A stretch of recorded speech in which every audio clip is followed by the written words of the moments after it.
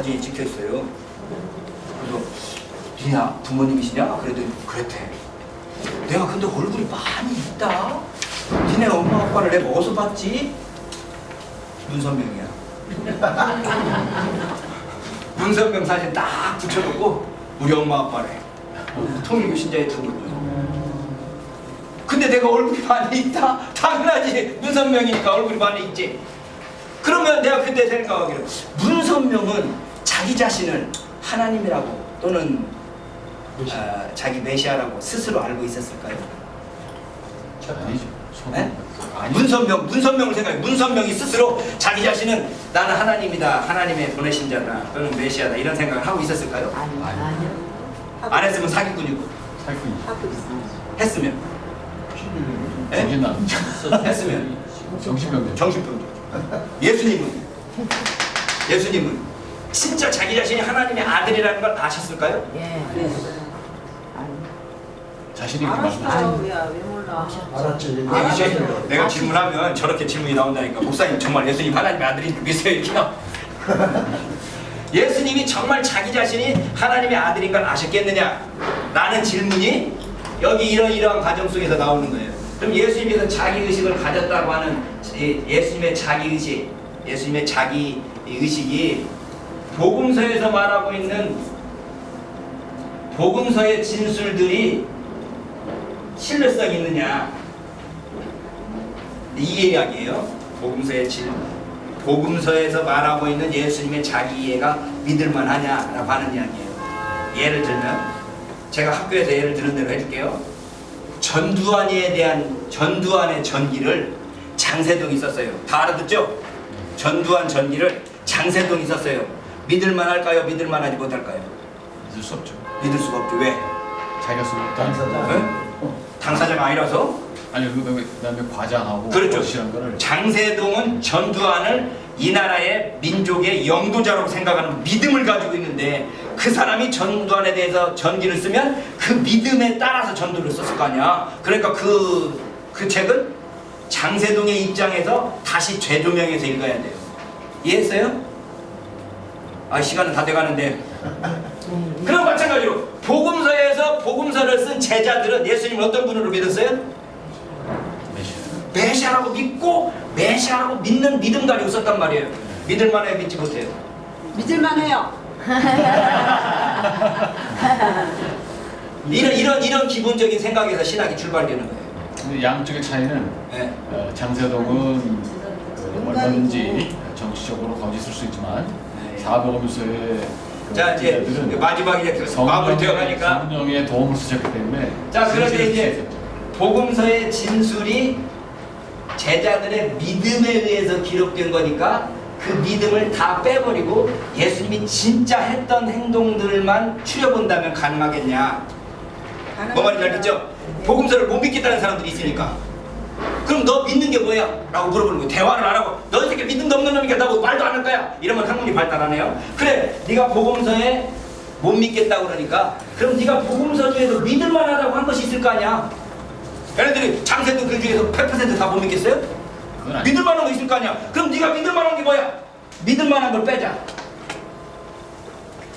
이 믿을만한 것에서부터 예수님의 자기 이해를 찾아보자. 이게 이제 신학하는 과정이에요. 그러니까 이런 이야기 막 설명하면 예수님 정말 당신 정말 예수 믿는 사람이요? 막 이렇게 질문 나오는 거지. 예? 이게 신학이라는 것. 여러분과 제가 지금 신학을 공부했는데 학문이라는 건 항상 의심에서부터 출발합니다. 믿습니다 하면은 학문할 필요 없어. 그냥 믿습니다 하면 돼. 근데 학문이라는 건 의심이야. 이명박이 진짜 나라를 위해서 했을까? 의심해봐야 되는 거야. 문재인은 정말 개헌을 아무 생각 없이 국가와 민족을 위해서 하고 있는가? 의심해보는 거야. 의심해보고 나서 그거에 대한 자료들을 찾고 그것들을 통해서 어떤 게 합리적인가를 추구하는 것. 이게 신학 과정이란 말이에요. 그러니까 강의를 공부를 많이 하면 많이 할수록 오르무중이라는 의심이 많아지죠. 의심. 그래서 선포할 때 조심스럽게. 이게 복음이라는 건 사람의 인생을 바꾸는 거예요. 그럼 우리가 진실함을 가지고 진실되게 접근해서 그 사람을 설득하고 그 사람을 변화시켜야 될 건가? 아니면 할렐루야! 믿어! 이래가지고 강요해가지고 그렇게라도 통해서 그 사람을 억지로라도 믿게 해서 복음의 사람으로 만들 것인가? 여러분 하기 나름이에요. 뭐 어떤 게 정답이라는 게 없어요. 그러나 우리가 21세기를 사는 사람으로서 사람들을 대할 때 그 사람들을 가지고 우리가 얼마나 진실되게 대하는지, 내가 가지고 있는 삶을 통해서 그 사람을 얼마나 복음으로 감동감화시키는지, 이같이 너희 착한 행실을 사람에게 비추게 하여 저희로 너희의 착한 행실을 보고 하늘에 계신 아버지께 영광을 돌리게 하라. 이 말씀처럼 우리가 얼마나 사람들에게 이 빛으로 나타나는가에 대한 고민이 있어야 된다는 거죠. 자, 그래서 우리 주위에 여러 종교들이 있는데 그 종교들에 대한 고민들을 해봐야 돼요. 우리 목사님들하고 같이 제가 유교 아니고 불교 아니고 유교 공자묘가 있는 복부를 갔는데 그 공자묘 사장에 들어갔다고 그러더니 목사님 이런 데를 몰라고 들어가면서 그냥 팍 가버리더라고. 불교도 없이 간다. 불교 사찰 들어가면 불교 사찰을 몰라고 들어가요. 남에 대한 이해를 이만큼도 하려고 하지 않는단 말이지. 그러면서 기독교는 이해하래. 네? 서로가 상대방에 대한 존중이 있어야 서로 존중받고. 저는 누구보다도 이 기독교에 대한 자신감 가지고 있습니다. 이슬람 와도 두렵잖아요. 내가 얼마든지 신학적으로 또 논리적으로 이성적으로 대결할 자신 있어요. 그래서 오라고 하고 와서 나랑 같이 토론해보자 하는데 대화도 안 된대. 들어오면 안 된대. 우리가 앞으로 이슬람 우리 인구가 작아질 것 같아요, 많아질 것 같아요. 기독교가 아무리 반대해도 이슬람 들어와요. 반대할 거야? 죽여버릴 거야? 못 들어오게 할 거야? 그럼 어떻게 같이 살 거냐에 대한 고민을 해야죠. 동성애 암만 뭐라 해도 동성애 합법화 됩니다. 여러분들이 아무리 반대해도. 왜? 온 세계가 다 그 방향으로 가고 있어요. 그러면 어떻게 하냐? 순교를 하시든지. 괜찮아요, 순교하는 거. 하나님 위해서 내가 순교하는 거 찬성합니다. 나는 그들과 같이 살겠다는 거예요. 같이 살겠다. 그래서 그들이 내가 가지고 있는 이 복음으로 변화될 수 있으면 감사하고, 변화 안 된다 하더라도 그들과 함께 더불어 살겠다는 의식을 가지고 있는 거예요. 그래서 좌파예요. 근데 목사님 말씀은 이 종교나 저 종교다 주제가 없다는 거예요, 결론적으로. 그렇게 들으셨으면 최강이 잘못 들었어. 아니, 지금 딱 그걸 제가 지적하는 게 왜 그러냐면 예. 하나님 아버지에 대한 설명이 정확해야 된다는 얘기죠. 그렇죠. 예. 근데 하나님이라는 정확하지 않았습니까? 안 하죠. 왜 그러냐면 다른 종교도 다 어우러지면서 산다고 하는데 그 종교들이 하나님 안에 어우러져 산다는 것하고 그 사람들을 인정한다는 것은 다른 점이에요. 그러니까 하나님 안에서 하나가 되는데 네. 무엇으로 하나가 되느냐가 중요한 것이거든요. 무엇으로 하나 되느냐? 예. 사람으로서 하나 되는 거죠. 사람.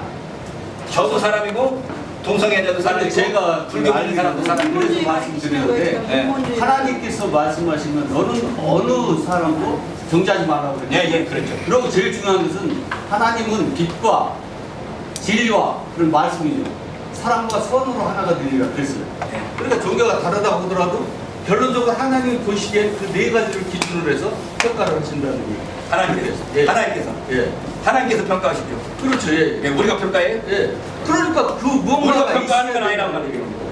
아니 저는 다 했어요. 난 아무도 평가를 안 해. 그러니까요. 우리가 우리 자신에 대한 신실성, 순수성, 그 다음에 진실성을 가지고 상대방에 대해서 내 신실성 갖고 접근해야지 상대방을 정죄하거나 무시하거나 그 사람들을 뭐랄까요, 괄시하지 말라는 이야기죠. 핍박하지 말라는 이야기죠. 아니요, 저기 교수님 죄송한데요.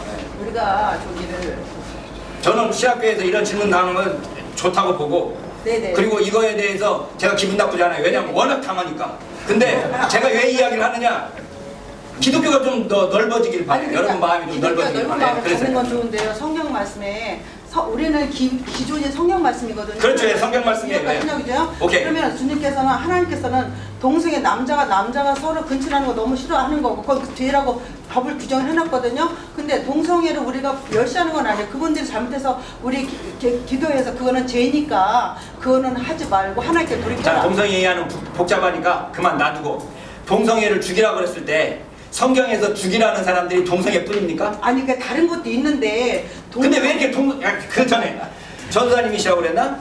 전사님 동성애자 한 분이라도 만나봤어요? 동성애자 제가 주변에 우리 교회에서도 오시고 강의를 하셨어요. 아니 그러니까 만나보셨냐고. 동성애자를 만나보셨냐고. 만났어요. 저희 가게를 하는데 동생애들이 많이 와요. 남자들이 이렇게 여자처럼 오. 해가지고 많이 오고 접하는데 저는 처음 봐요. 저는요. 동성애 반대하는 사람들 중에 동성애자 만나봤다는 사람 내가 거의 못 왜 봤어. 못 봐요? 하리수도 왔는데 하리수가 너무 이뻐요. 1m 58밖에 안 돼요. 여자보다 더 이뻐요. 하리수도 만나고. 하리수 여자예요? 남자인데 동서 성전을 했잖아요.